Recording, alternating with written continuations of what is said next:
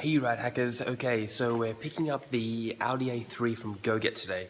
Not a super fancy car, even though they call it a super fancy car, but picking up just for a day trip tomorrow, going to get a few things done. I thought, well, may as well upgrade instead of going for a Yaris or a Corolla.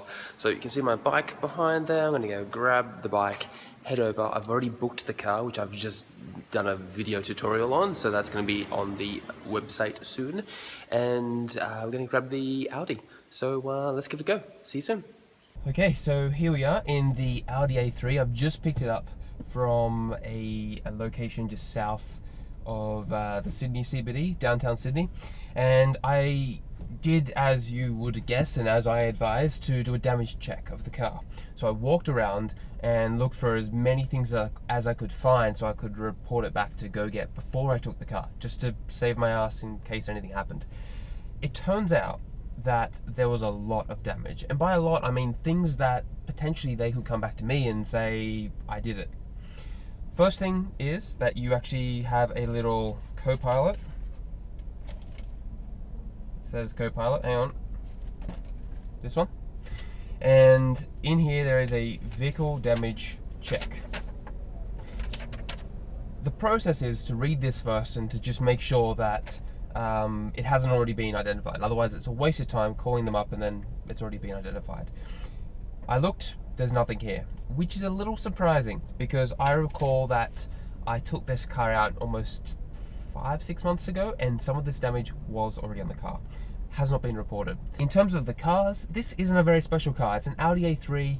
It's not top of the line, it's kind of average, but you know what? It's actually just a nice, comfortable car to go to the shops, to go out to Western Sydney. We're going to go get some interesting food and just have a nice day out. It was this, or it was a Yaris that's next to my house, and I didn't really feel like driving a Yaris again. So this is the car. This is what we have. More footage. I'll take more tomorrow, and yeah, you'll see more of the car and the driving experience. So awesome. See you guys soon. Quick recap. Last night I booked the car and I recorded myself booking this car. I did a tutorial on YouTube with how to book a GoGet, how to book an Audi A3 from GoGet, and I posted that, and then I decided at the end of the tutorial I'd just go and get the car. I mean, I could have just cancelled the booking, but I was like, whatever, I'll go get the car. So went to a part of downtown Sydney, it's kind of south of downtown Sydney, and picked up the car. There was some damage on the car, so I'm going to show you that damage and show you what I found, and particularly I'm going to show you how I assess the damage and how I determine what I should call them about and what is actually fine. As you can imagine, with any on-demand rental, there's a fair bit of damage that generally occurs because everyone's sharing the same car and people don't really care. So I'm going to show you how I do my damage check, which I'm going to cut off into a separate video anyway because I think that's a really useful thing, and you're going to see the condition of the car. So it's not terrible, but there are a few things. So I'm going to flip the camera and let's have a look. We start with the roof. We go over the whole roof and we look for dings in the roof, and we look for any dings up here where someone has actually gone up against a tree or something that's overhanging. Then we move on to the glass, and with the glass we're looking for cracks, we're looking for chips, and any other sort of signs of damage. So we want to do each of the panels of glass. We go all the way around. Then we go to the main body of the car. We don't want to worry so much about the bumpers at this stage because we have to look at them in more detail, but we do the main doors, the rear door, we do the bonnet, and then we're going to do the bumpers. When we do the bumpers, we're going to look very specifically on those areas where we know that people are going to crash up against things. And last of all, actually no, sorry, 2 more steps. We're going to do under the door because underbody damage is not covered. We want to check the doors along here because that's where people will throw the door open and run into something. And lastly, it's going to be the wheels because we want to catch these little things where if it happens on a Audi A3, they might, you might even get away with it, but if that happens on a Porsche or some sort of fancy schmancy car, yes, you're going to pay for it, and you're going to pay for it big. So when you're doing your damage check, make sure you cover up all of those items and you'll be fine. You won't have any problems, and at least if you've taken a video like I've done, then if they come back and argue with you, at least you have video footage. Chances are they don't. come down here and we just check out the rims. Now the wheels on this are 17-inch wheels. What does that mean? Well, generally you're going to have a slightly harder ride on the road, but performance-wise, there's a little bit less body roll. The interior of the A3 is really clean. I actually quite like it. I mean, materials-wise, this isn't really that nice. I mean, it's kind of pseudo leather. The seats are okay. They're not brilliant, but you know, once again, they're better than a Corolla or a Yaris, which you can also get for about $7 a day. This is about $10 a day. Sorry, per hour, not per day. Another thing to note is that we have the standard Audi sound system in here, not the upgraded Audi sound system with the subwoofer. Now the sound quality is reasonably good, but it's not as bassy, and I prefer a bit better bass, and you get that in the upgraded Audi sound system that comes in the Hertz or the Hertz 24/7 Audi A3.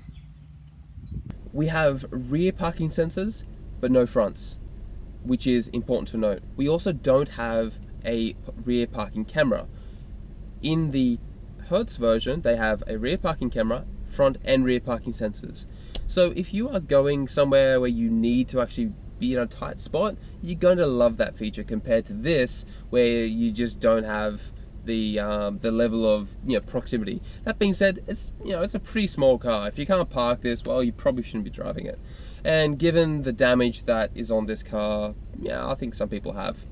I also think that with the Hertz version, they had an auto park button. I'd never used it, but I did see it. You know, where you push the button, it says where do you want to park, and it will park the car for you. Kind of gimmicky, but you know, it can be good when you are in a tight spot and you can't park the car. But as I said, I didn't use it because I just park the car. That's what I do. So the direct comparison is really the GoGet version and then the Hertz 24/7 version. Now we've got Hertz 24/7, you get more safety features like being able to park and the rear camera. You also get a better sound system. This one, you get the cool front headlights, which are cool if you think they are. You've got bigger wheels, and that's pretty much it. I mean, it comes in a sedan version. This is the hatchback. If you get the sedan version, you're going to get a little bit more power, which I went into in the booking tutorial that I did, and I put that up on YouTube. But overall, the cars are very similar. I think my final thoughts with the A3 is that it's really just upgrading your, on-demand daily rental. It's not really even a rental. I mean, it is because you're renting the car, but at the moment I don't own a car, so I will just grab a car from GoGet, around the corner from me to go to the shops or whatever I need to do. And I actually don't need to own a car because I'm doing so many reviews on ride hacks that I kind of always have a car. But when I need one, I need to go and pick one up. For example, I picked this up at 7:30 last night. It is kind of nice just to go and grab something that has a little bit extra refinement than like a Corolla or a Yaris. And I've driven so many of the just normal standard cars in my life that I've kind of had enough. So I wanted something with a little bit more. And I'll get to a point where I'll probably have too much of this as well and I want to upgrade. But this is, I say, a really nice touch. If you just want to do something a little bit different, you may be going on a road trip, maybe taking your in-laws out for a day, yeah, spend the extra $3 an hour or like $10, $15 a day, whatever it is, and just get an A3. If you've never driven one, I reckon you'll like it. If you have driven really nice, luxurious cars before, you're going to find it a bit plain. But that's okay. That's everyone's different. For me, being able to go at 7:30 at night, tap on the window of this car and bring it home and have it ready for the next day is just miles ahead of lining up at a Hertz or a Europe car the next day and getting a different car. So if we have more cars on demand like the A3, I'm going to be a really, really happy guy.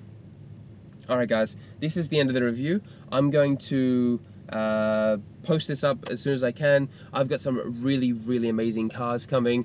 This, as I said I said last night, this is a car that I'm just doing as a trial run, learning to put all the video footage together, and I have some fantastic cars on the way that I'm reviewing. Because of that, I wanted to get something a little bit more plain Jane out of the way for just some practice. Alright, so I hope you've enjoyed the video. If you do, subscribe. If you want to leave a comment, jump onto Twitter, leave a comment there. I'm doing all my comments through Twitter. And yeah, I'll see you soon. Bye.